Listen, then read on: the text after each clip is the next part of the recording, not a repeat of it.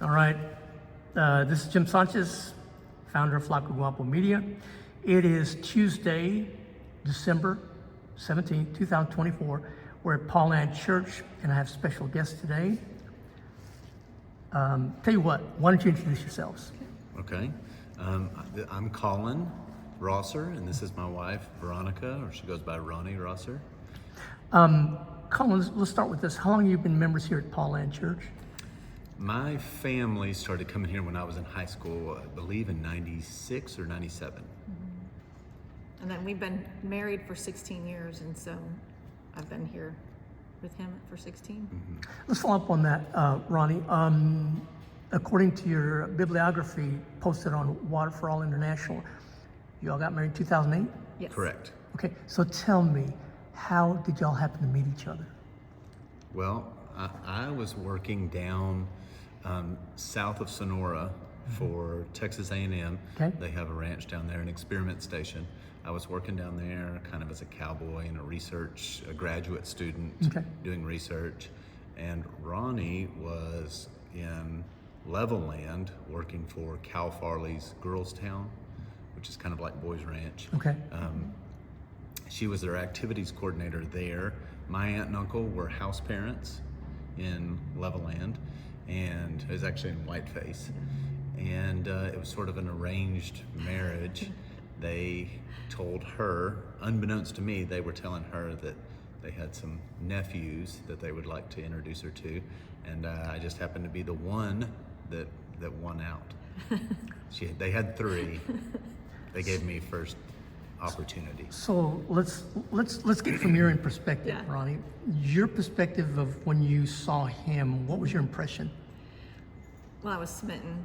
He was Really? cute. Yeah. Oh, yeah. Love at first sight? Yeah. Well, he was super cute. And so I have pictures from when we first started dating, like some of those first pictures. And when I look at them, like it's still like that feeling wells up of like, oh, that's him when we fell in love. And so I was immediately, but it was such a weird thing because, Joelle, his aunt, like she was just like, I have these nephews, I would just love for you to meet this one in particular. And so, but we just kind of hit it off. Like when we first started talking and met, it was just, we were kind of off to the races. And so we met I think face to face, we met in the end of August or end of July. We were engaged in September and then married in December. So we knew. Pretty quick. Yeah. Kind of reminds me of that scripture in Romans 8:18, I believe, where it says the Spirit bears witness with our spirit that we're the children of God. And then I love the story where it says, Pastor Kurt was ministering on it over the weekend about Elizabeth being, pregnant. Yeah. And then 3 months later, they see Mary, and then it says that the babe leaped in the womb, John. So they knew. So you knew there was something about him that intrigued you, and the same for you, right? Yes. What was your impression of her? Oh, I mean, it's the same. I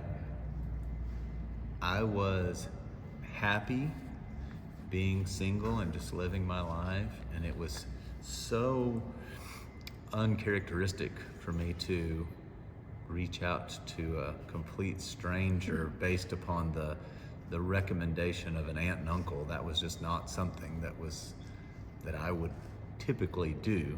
I didn't do that before and haven't done it since. And so it was just out of the ordinary, but it seemed like a God type thing, that everything was just strange enough that you went, maybe I need to just pursue this. Why would this aunt and uncle recommend this person? And so we emailed back and forth a couple times. I think I called her, and we decided to meet face to face. And I think it was only about two weekends that she would drive down and I would drive up, and we would meet here in San Angelo and go to my parents' house.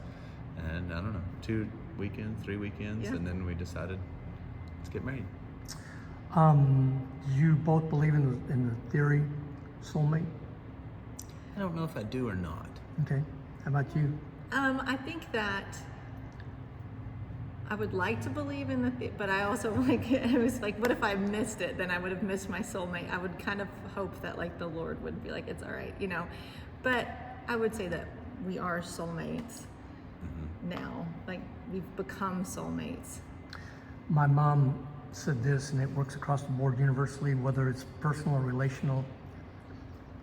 I'm going to paraphrase it. She said, "Mijo, there's no accidents in God's kingdoms. Yeah. Correct. There's divine appointments. Yeah. And when you recognize it, that divine appointment, don't pass it by." Yeah, That's for true. sure. And so that was a Absolutely. divine moment for you, Yeah. that God brought you all together. Yeah. Look at the story of David when he met, I think it was Abigail. Yes. Yes. God brought him together. Look at Joseph and Mary. God brought them together. So that was a divine moment. And so I always believe that like y'all fit together perfectly. And then when you are dating and when you're getting to know each other, it's like you finish each other's sentences. You have the same thought process. You have the same convictions, beliefs. You have the same kind of likes. And then as you get older, you start to kind of look the same. Yeah. Yeah. So I'm happy for y'all. Yeah. Well, thank you. And then tell me about your children and we'll move forward. Okay, we have 4 children. So we got married in 2008, and then we moved overseas in January of 2012. Okay. And then in September of 2012, we started pursuing adoption overseas. Okay. And so we have our 2 oldest are adopted from Uganda, and then we have the 2 younger girls are biological, and the third born, Ronnie delivered her in Africa, but then after that experience, we decided to come back to San Angelo for the number 4th one. 4. So we have 4. Silas is the oldest. He's 12. They're all kind of 2 years apart. So we have Silas at 12. We have Aggie at 9. Okay. 10. She's 10 now. Son- Silas at 12. Aggie at 10. Corey Corey's 8. 8. Sunderland is 6. Now let's talk about Water for All International. It's a nonprofit, correct? Yes, sir. Okay. Tell me what your current title is with Water for All. Okay. As of this year, I'm the executive director of Water for All. Okay. And so tell me about the person who was in charge of it overall before you. Okay, Terry and Kathy Waller, they stepped aside this year, and then they've allowed us to step into that role, and they've been our mentors for a long time. And so they started Water for All back in, I believe, 2004, and then it got picked up by Southland in 2007. 2004. I believe so. So tell me, when you were with Water for All, when did you get on board with them? At what year? In 2011. 2011. Okay, and then you're the current executive director. So here's my question. Were you chosen, or did he select you to succeed him, or how did that process take place? Well, we weren't involved in that, but I believe the board of directors and Terry and Kathy, we had a great relationship with all of them, and I think that they just selected us as the people to go ahead and to carry the baton after they wanted to step aside and pursue other things. And so, Okay. Colin, so since you're doing it now, you're kind of like in charge, so to speak. Did you feel like you were ready for it when it was offered to you, the opportunity? yes, Okay. yes. What's your greatest strength that you bring to the table? I think I have a great capacity to work with everyone. If I had to, I took some sort of a recent assessment of your gifts and weaknesses, and my greatest strength was just getting work done, the ability to jump in there and work with your hands and actually get work done. And then my 2 through 5 were all about the ability to work well with others and to not take things too personally and to help smooth things out and just to make sure that things keep on the right track. And so I think you can throw me into pretty much any context, and I can get along with everyone. And you're pretty well comfortable in what you're doing in this position, to where you're well-rounded and balanced with skill sets, because I remember you said you attended college, you had a background in agriculture? Yes, sir, that's correct. So you transition those skill sets into what you're doing now, and then you've acquired experience along the way. So you're pretty well kind of at the point where you're still in the learning process, correct? Yes, yes. I would imagine that I will stay in that learning process. So what's the biggest challenge before you right now as you're learning? The biggest the biggest challenge would be just managing people and starting. We have several programs overseas right now, but then God seems to be opening a lot of doors to new countries and to new areas. And so the biggest challenge is being patient and waiting on God to bring the right people for those countries. Sometimes I want to go ahead and get ahead of him and go out and just let everybody know, hey, we need people, and try to recruit instead of sitting back and waiting on God, because the way it worked for us, nobody recruited us. God, through a divine appointment, just put Water for All before us, and we went, well, this is exactly what we've been praying about. So, well, let me touch on that, because it's interesting. There's a lot of good nonprofit organizations, Christian ministry work. So if God opened this door for you, so how did you recognize it was God's leading for you to be involved with this nonprofit? okay. Well, it's an interesting story. Ronnie and I hadn't been married that long. We had our own business. I was still working for A&M at the experiment station, but I had gotten certified to do prescribed burning. And so I would go out and burn ranches for people kind of statewide for the most part. And that was really taking off. And so the experiment station recognized that business was taking off. So they allowed me to go to 3/4 time so that I could pursue my own business. And that was really successful. We were making all of these contacts around the state. Things were doing great. At the same time, we were both really getting serious about our relationship with the Lord. Paul Land had done a study called Radical by David Platt, and it opened our eyes to the plight of the rest of the world, and how just by being in the United States and being born here, we really are in about the top 1% wealthiest people.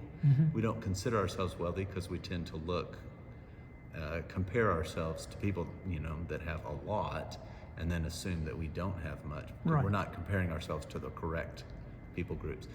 And so that opened our eyes. We started becoming much more generous with our finances. We told God that we would say yes to any opportunity that came along, that we were just going to across the board give more, and then any opportunity that came along, we were assumed that was God's invitation for us to give.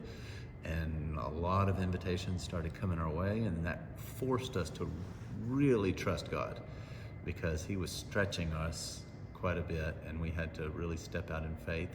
And then shortly after that, we went through another study called Experiencing God.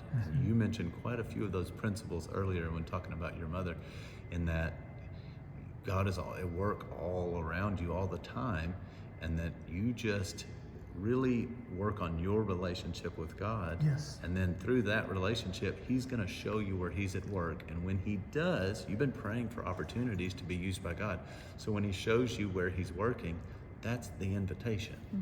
Just join him in what he's going to do, and that will be successful, because his plans can't be thwarted. So if you want to be successful in ministry, I use the term successful, but I mean, if you want to get on board with what God is doing, then when he shows you where he's at work, just stop what you're doing, allow your plans to be interrupted, join him, and it will be fruitful.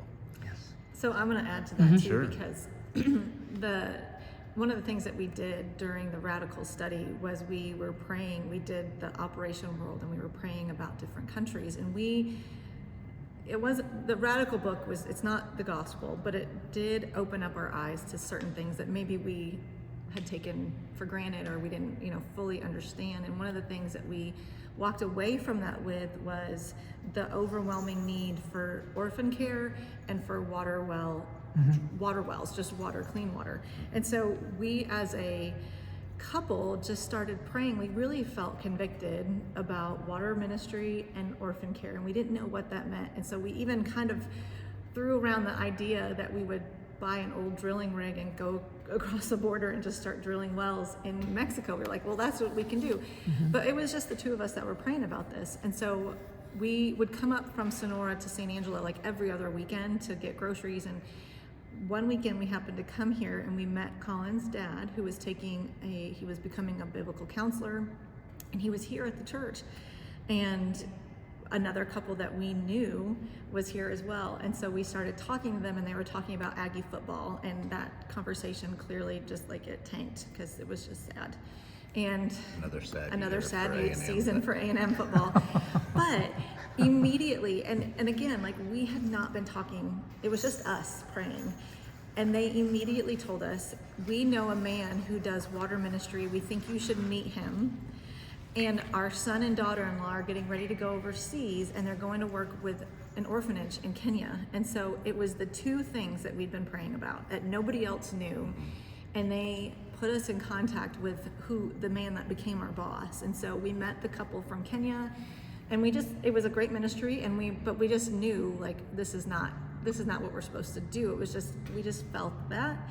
And then you went out and you met Terry, and they were drilling, and you came back and you were like, you've got to see this. We've got to do this. Yes. And so we prayed about it. We kind of already knew, like, okay, we're going to go into water ministry. We don't know what that looks like. We don't know. I think we knew probably in Africa somewhere. And we went to Guatemala on a mission trip through Paul Ann. And I think everybody there kind of knew we were going to be going. Like we just kind of had that, I guess we were just giving off the vibe. But then we came back and we took a drilling course in the spring of 2011. We went to Bolivia for 6 weeks. When we were in Bolivia, we kind of saw what a program can look like.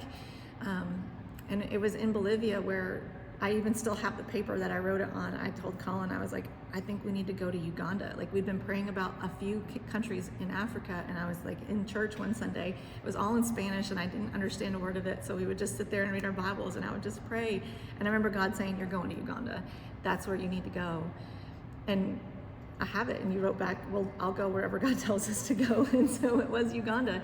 But God orchestrated all of that. Like there was no way we could have sought any of it out. That opens up, since I'm a reporter and I listen carefully, I go, I gotta ask this question. Sure. So, did either of you or both of y'all have a background of traveling to a country to do missionary work, or even as youth? You did a little bit. As youth, I had taken a few mission trips into Mexico, but that was the extent of it. I mean, Okay. I hadn't even owned a passport until we went to Guatemala in 2011. So I had never. A friend of ours mentioned that, sometimes people will say, oh, I've known since I was a little kid that God was going to use me in ministry. And for me, that was never, I don't know, it was never the thing for me. And I was talking to a pastor, a friend of ours, and he was saying, well, that's because you're a Paul. And I was like, what does that mean? He said, well, in the Bible, Jesus has Peter, and he tells Peter, this is what you're going to do. Here's your calling. This is your calling. So he tells Peter that you're going to be the church. And so it's very clear. But with Paul never knew what God was going to ask him to do. He was just obedient to where God sent him. And so he said, some people are called and some people are sent. And he said, you're a Paul. God's just going to send you into different places. And so that really struck a chord with me. I was like, yes, I've never been that person that was like, oh, I'm going to be a missionary when I grow up. I was like, I don't even know what I'm going to do this weekend. So how would I know what, but I just was obedient to what God was asking us. And so he's just continued to send us places and into different opportunities. And so I have a quote, so let me quote it, see if I can correctly quote it, and then you comment on it. Quote, two can do something together that neither one can do separately. yeah. okay. Yeah.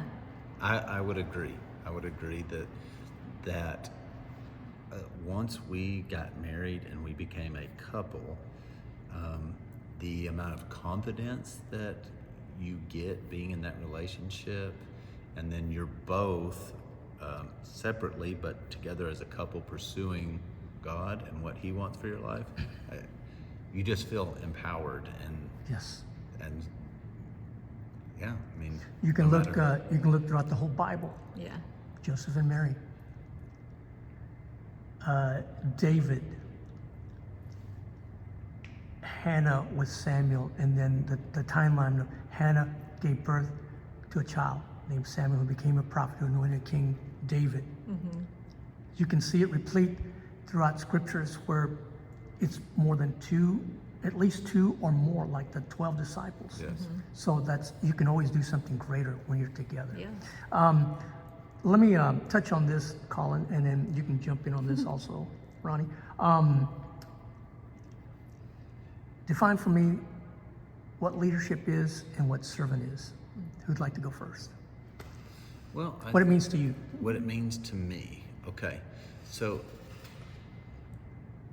I've been going through a course recently about like kind of eldership, and so we have touched on this quite a bit, but it's always been servant leader as not the two separate.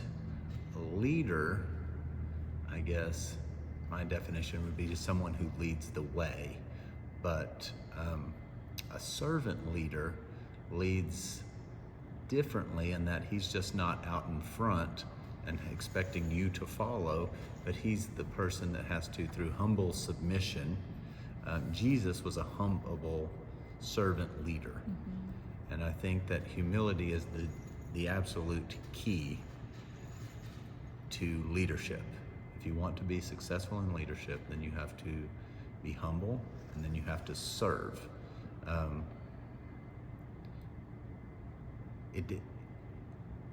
In overseas, my style of leadership was to always jump in and to try to lead by example, whether it was a really undesirable job or something like that. Be willing to do any task. And then I thought, I was naive when we first went overseas, that everyone else would see, oh, here's the boss or whatever. You know, I didn't want to be called the boss, but Right. the boss, he's down there doing the really dirty work, doing that, and then others would join, but Right. it was not the case. Typically they go, well, you're already doing it, so there's no reason for me to. Right. I don't know that I answered your question at all. No, that's fine. That's Okay. fine. You, Okay. Yeah. about you. No, I think I agree with all of that. And I also think somebody that is a good leader is somebody who's also willing to step aside if they need to, or it's the right thing to do so that they can serve in a different capacity. So yeah, I guess I've never thought about this question before. So it's one that I'm going to be like, oh, I should have said that. You know, it's going to come to me later. But I really do think that a leader is somebody who is willing to be in the background and not get any of the, you know, the limelight, or what, you know, they're in the back, just serving. And I think that that's where it's, you know, that makes a good leader, and someone who's willing to be there, you know, at the start and way past when it ends, just given of themselves, kind of the way you said, you know, Jesus, he is the perfect example of someone who's a servant. So, I mean, he served so much that he was willing to fall asleep in a boat in the middle of a lake, and the storm didn't wake him up because he was so exhausted of giving of himself. And so I think and he was willing to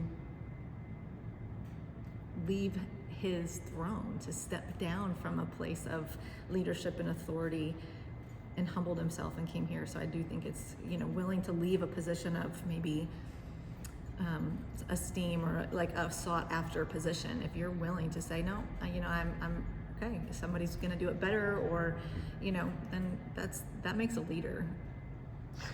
I have here, I listened to both y'all, and I remember, I won't go into it, but I'll just say this.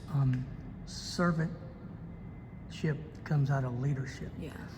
Though there's a scripture that it came to me, Luke 22:27, the King James Version says, quote, "For who's greater, he who sits at the table or he who serves? Is it not he who sits at the table? Yet I am the one among you who serves." In interjecting here my relationship with my parents and my sister, I saw something in them. And it comes from 2 Timothy chapter 2, verses 3, 5, and 6. A soldier, an athlete, and a farmer. My parents were soldiers, steadfast in the faith. They soldiered on in the faith. Then they were athletes. They ran their race and finished the course of life. And then they planted seeds along the way. And I'm one of those seeds, a legacy that was passed on. So I take it serious that to whom much is given, much is required. Let me illustrate this way. I do motivational speaking, and I try to get the point across to young people. I said, my name is Jimmy Santos Jr. I stand before you speaking, but you don't see the people who came before me. Oh, yeah. First generation, my grandfather Elijah. Second generation, my mom and dad, Jimmy and Veronica Rosser, Sanchez Sr. I'm third generation. Yeah. Fourth generation is my son Paul David. Fifth generation is my grandchildren. The 4x4, you pass on the baton, pass it on, catch it, and finish the race, the legacy. And so they were the example to me of what true Christianity is. Words and actions synchronized, lined up the same. And I say it this way, and then we'll move forward. If my parents told you something, you could cash that. You could take that check to the bank and cash it. You know what? Because their word. And I'm the same way. I got something, a DNA that was embedded in me because of the love of Christ in them, the person of the Holy Spirit, the love of Jesus. It made an indelible impression, marking my life. And that's what y'all are doing. Because you're setting up the table for your future, your children that are going to carry on the ministry, the work. It may evolve and change to something different, but it's still going to be ministry. And one last thing. I'm a servant. I serve like, I'm in the media, but that's still ministry. And my sister Rose was debating with, no, it's not. You're not a ministry. I said, yes, I am. No, you're not. Mom's a ministry. I said, you're looking at it from the pattern of apostles, prophets, evangelists, pastors, teachers, and ministry. I said, but the ministry changes in the 21st century, Rose. I said, watch. I'm in ministry. I remember when I was in the media, I used to say I'm in the media, and God corrected me. The Lord corrected me. He said, you're not in the media. You're in the ministry of people. You just happen to feel called media. So that's when you begin this epiphany. Oh my gosh. Now when I go with a purpose and a passion. I don't go to an event. I go to find out who the people are. So when I write the story and I post the photos, they come to life because I'm actually telling the story. Quote, a picture's worth 1,000 words. Sure. So I'm telling the story with pictures and words, and they come alive because I experienced and I'm telling their story. And that's my ministry gift to them. Yeah, So that goes to your scripture earlier. which is the one? To him who much is given, much is required. And so you have that responsibility through what God has gifted you to do, to tell others, to share. And you know, when we're in ministry, it can be inside the church or outside church, it's still ministry. Yeah. I said, listen, when you have a calling and you fulfill it, young people or people in life, when you fulfill it, you're actually, it's not a job. Yeah. It's a life. Yeah. It's a lifestyle. So get excited. And I said, and if you're living below your potential of greatness, is because you're not in God's calling. You're not, and then you're not being faithful in where you're at. Because when you're faithful serving, God will elevate you to be a leader. But when you're a leader, you remember where you came from, your roots, being a servant, and then those who poured their lives into you to help you become who you are. Yeah. Anyway, let me wrap up with this. Tell me about the wells. Okay. I sure. noticed like the cost is so effective. Tell me about that. Yes. Why it's so cost effective? To me, this is genius. Okay. Terry Waller, the founder of Water for All, he was a missionary. He and his wife, Kathy, were missionaries for many years. She was in Haiti. Then together as a couple, they were in West Africa. And then finally, probably the last 20 years of their overseas career, they were in Bolivia. But in all of Terry's travels and stuff, he was an ag guy. He came from an ag background. And he just realized that everywhere he went, people had this desperate need for water.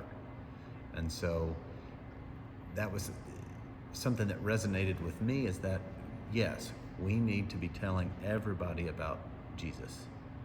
That without that hope, life is futile. I mean, Jesus is the only thing that can, for salvation. There's no other way. Right. And so, but I'm not adding on to that, but I am saying that when someone is dying of malnutrition, or they're dying from waterborne illnesses, telling that person you need Jesus, when there's also a physical thing that you can do, right, that you're supposed to minister in both word and deed. And so Terry recognized that, and he just started playing around with drilling. He just knew enough about it to know that there's just groundwater in most places around the world. We just don't have access to it. So he invented this very simple technology, and so that is what we use. It's just the water for all technology that Terry developed. We fabricate all of our own equipment. It doesn't really cost very much to build an entire drilling rig. It's all hand drilling. So you have a team of drillers that are driving the pipe into the ground deeper and deeper, and then you have a team of pullers that there's a rope and a pulley, and so they're raising the pipe, and then you're driving it back in, and you just do this thousands of times a day to go deeper and deeper until you get into. And these people that are doing the work, they're professionals. So how do you get, or are they not? No. So okay. what we Clarify. do is, we went over to Uganda, and then we had to look for, God led us to a certain village in which the people had some very basic understanding of what we were trying to do. And they said, if you would just loan us the drilling rig, we'll continue drilling. Okay. And so we took that as an invitation to start there. And through the local church there in Uganda, we got a team of youth together and trained all of those guys in how to drill. And that team stuck with me for 12 years. For 12 years, we worked together. But what keeps the cost of our wells so low is that yes, we will train a group of families. So we drill family wells. We don't do big community projects. Okay. While many people would see that as kind of slow, but in this case, slow is fast and small is big. So you can go and drill a big well at every elementary school so that all the people in that community could go to it. However, no one has a sense of ownership of that well. It's just something that someone else came in and did for them. right, So no one would maintain it. And there 80-something% of the wells in this one study that we read were all in disrepair because no one was maintaining them, and no one really has the finances to do that. So what we do is we form these little cooperatives with 5 to 10 families. okay, They all contribute a very small amount of money. Then we take that group of families into town, and then we would go with them to the different hardware stores and tell them, okay, you need these pipes, you'll need this valve, these things. And then it's heavily subsidized or underwritten by Water for All. And so then we would contribute the rest of the money needed for them to buy the end ground materials. okay. Wow. Then we bring our drilling rig. I would work with that group of families for 2 wells, teaching them all of the steps. And then it's such a simple process that through 2 wells, they really had a firm grasp of the process. Then I would leave that drilling rig with them. They would continue on and drill the remaining, 8 wells for those families. And then they would return the rig. But while they're continuing, then I could go and train another group. And so it just replicated like that. It was just a process of multiplication. So I could work for 2 wells, and then they would, in the end, have 10 families that would have their own functioning personal well that they then had a sense of ownership with pumps that they could build and maintain themselves, with readily available or village level technology that they could maintain, change out all the parts, no tools required. So then they can just maintain it. And then that also, one of the most beautiful parts of this is that it gives the dads, dignity. If somebody is just always coming in and providing something for your Right. family, Exactly. it robs you of your dignity. And so the dad is no longer looked at as the provider for his family. And they don't feel like they're being productive. Right, and so they're looking to the NGO or the government organization That's that great. comes in and gives handouts. Well, we wanted to empower those Yes. dads, and they were more than happy. I mean, to give them that opportunity, they would just jump at the opportunity, and then they got to provide their own family with water, which was really, it was really, really fun, really beautiful to see over and over again. That's so great because it comes to the concept of I'm not giving you a handout. I'm Right. giving you a hand up. Yeah. Correct. So that then when you stand on your own 2 feet, you feel like you did something because somebody helped you kickstart you, but you did it and it makes you more productive, especially for a man to be able to, I was able to do something for my family. Somebody helped us to get started, but I was a part of the process. Yeah. Yeah. Okay. Let me touch with contact information, but let me get this quote and I want your input on it. Okay. Because it goes down to what we've been saying to summarize it. Quote, people don't care how much you know till they know how much you care. Yeah. And that's really what your ministry is all about. And that's really what y'all are about. So how about commenting on that? How about you? Yeah, I think that, having lived in the village for years and years, and we were there for 12 years, and I think that that is true because we ended up getting to not just help our local community with water, but we got to walk through life with them. I think one of the aspects of Water for All is that it's called incarnational mission. That's what Terry, I guess you maybe coined the phrase incarnational mission work. And so we look at, Jesus left heaven and came down to be among us. Yes.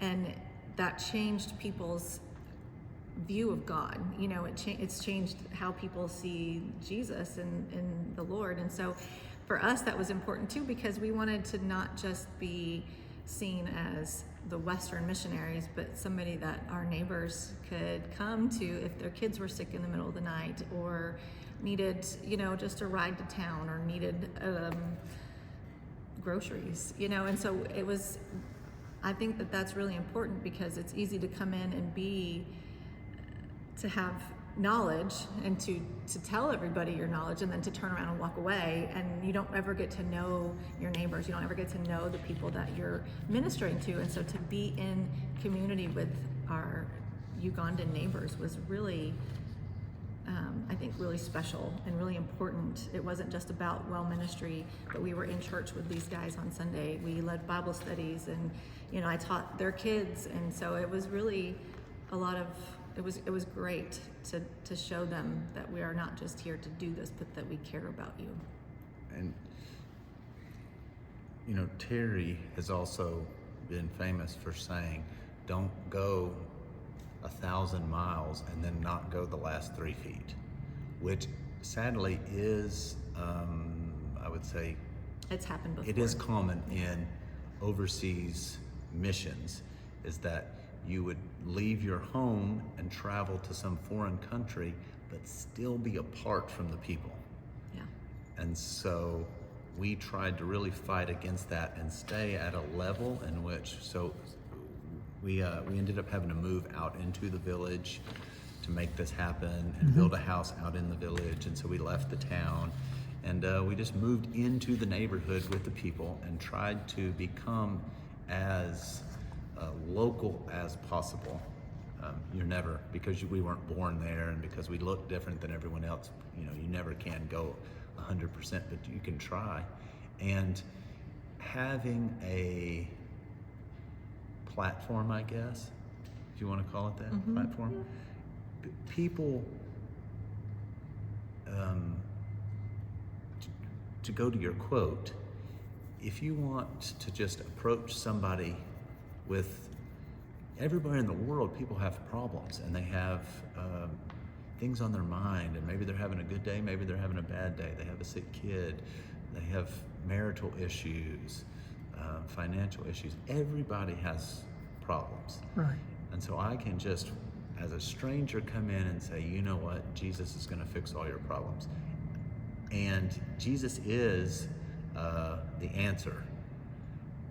However, you don't know me, but if I come in and show you the love of Jesus, Right. Not just words, but your actions. Right. Jesus didn't just come and just preach a lot of sermons, but Right. he came and he healed people, and he loved and he served, and he really humbled himself. And he's our example. And so for me to just go overseas and just tell people about Jesus, that's not what we can do. It's not what we're about. We need to go and serve and try to meet people's physical needs as well. It would be remiss of me not to mention, so tell me the other people that are in ministry, like Kim and the other people. Mention them. So we Mention them. have Terry and Kathy Waller, Okay. which they'll be rotating off at the end of this year. Okay. And so then they live over in Paint Rock at the Water for All farm. Okay. We have a training farm out in Paint Rock. So that's where they live. And then Kim Edlund, he is sort of the spiritual advisor. He's on our board of directors, Okay. but he helps with all of the drilling courses. He's stateside. Overseas, we have Rob and Alma's Glon. And Rob grew up in Virginia. Alma's grew up in Ethiopia. She's Ethiopian. So they are running the Ethiopia program and also the Tanzania program. Then we have Aaron and Hannah Mason. He's an East Texas guy. She's from Missouri. They met in Tanzania, I believe, years ago, and they came on board with Water for All, and now they're running the Uganda program. Then we have Federico and Belen. They're a couple from Argentina. She grew up a missionary kid in South Africa. Okay. They met overseas. They're both Argentinian, and they are also part of the Uganda program. Then we have Bolivia, and Terry worked himself out of a job in Bolivia. He trained and drilled so many wells, they saturated an area, and then he turned it over to the Bolivian Nationals. And so we have Caio and Teo and Sergio who are running that program in Bolivia. Okay. And so I get to travel to all of these places, usually annually. And then we have a couple new countries that may come online soon. We could be praying about that. Let me wrap up with this final question, then we'll have contact information to add on. So, what do you want your legacy to be? What do you be recognized, acknowledged in the sense of like, this is the work that I was called and destined to do? What's your legacy?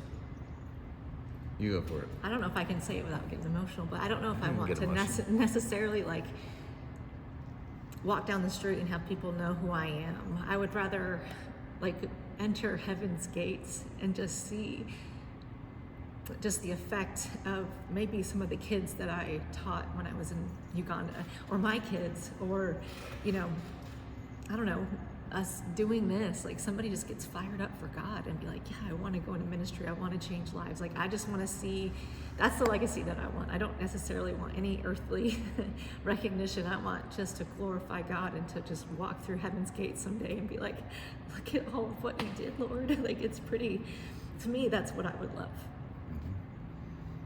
Sure. Sorry. No, you go for it. It's going to be hard to top. Sorry. No, I won't. I won't top it. I'm just kidding.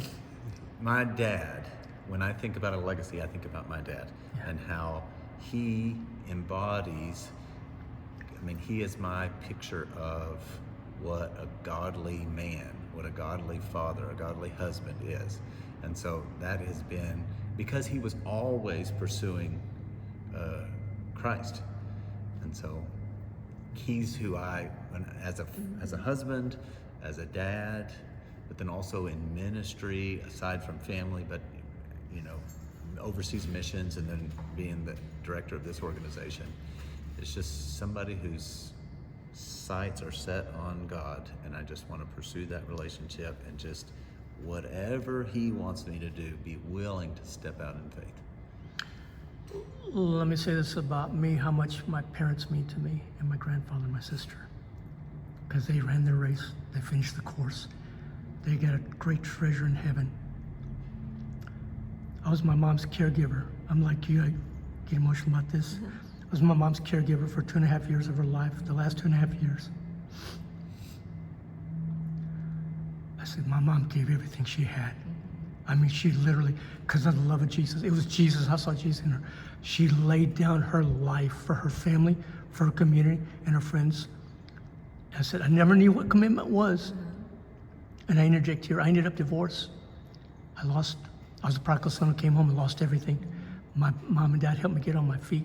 I said, my mom gave everything she had. And so did my dad and my sister. They gave, there's 10 fingers, they gave it all. Yeah. Till there was nothing else to give. You know how much I gave back? It's like Jesus. You know how much I gave back to my parents and my sister? That much. Yeah. It pales in comparison to what they laid down their lives. So I tell people in closing for all of us, why would I want to shortchange and cheat my legacy and my parents and those who came before me? That I stand on the shoulders of greatness, and so do you. So why would we want to cheat those people? We got to finish our race, hand it off to the next generation, the legacy. Don't drop the ball. Yeah. Finish your race, because you're destined for greatness, and you got to reach that destination. Yeah. So, having said that, let's wrap up with contact information where people can get a hold of Water for All. Yeah. Okay. We are P.O. Box 1213. That's correct. Yep. San Angelo, Texas 76902, I Okay. believe, is our mailing address. My email is, what is my email? So we just set it up. It's Colin Rosser at waterforalinternational.org. Yes. Okay. And then my number, people can just reach out to me, 325 304. 304 1319. I don't call myself very often. So that is my number. And then our website is www.waterforalinternational.org. And we do have an Instagram account, and there are Facebook pages, but Instagram is probably the best way if people. We're in the process of coming in and kind of updating everything, the websites and media and all of that. We're going through all that now. Yep. None of that is stuff that I know how to do, but she's pretty good at it. She's figuring it out. I'm learning. Well, it's been indeed an honor and a pleasure to meet you, Likewise. Colin, and your lovely wife, your soulmate, the wife of your youth, according to Peter. Colin and Veronica Ronnie Rosser, Executive Directors for Water for All International. And thank you so much for this interview. Thank you. Thank you. God bless y'all. You too. Amen.